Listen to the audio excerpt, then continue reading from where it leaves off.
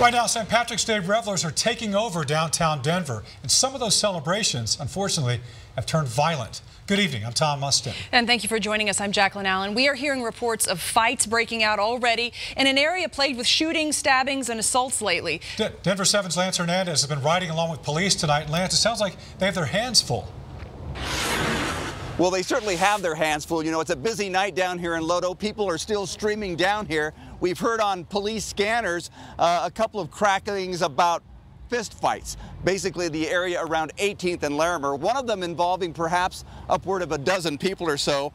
Tonight, though, we rode around with one officer who was assigned to be on the lookout for people who are driving while impaired.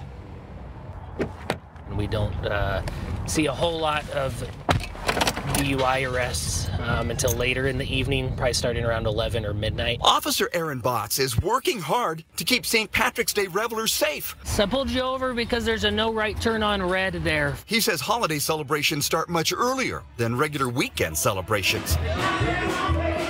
Tonight, we drove through LoDo, including the area near 15th and Market, where one person was killed and 4 others were injured during a shooting last Sunday. I asked Officer Botts what DPD is doing to make sure revelers are safe in that area tonight. He said they brought in more officers. You had the normal District 6 officers closing the street, doing their normal, what they call out-crowd duties here. And then they supplemented that with the special units. So the gang unit was down here. I feel good.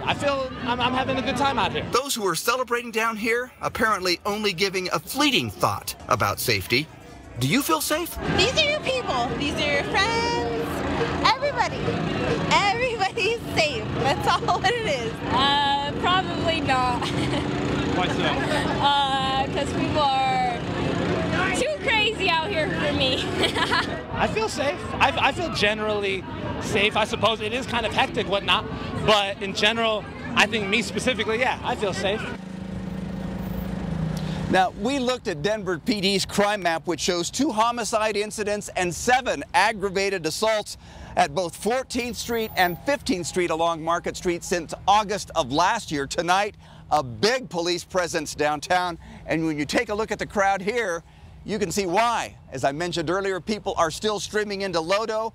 The night is still young. They're going to be celebrating all night long, and police will be out here on the streets when they come out of the bars. Reporting live in LoDo, Lance Hernandez, Denver 7. Wow, it looks busy out there. Thanks, Lance. Now, whatever your plans are this weekend, we want everyone to get home safely, and you can get a free ride. Sawaya Law Firm says if you take a taxi, Uber, or Lyft through tomorrow, send them the bill, and they will reimburse you for it.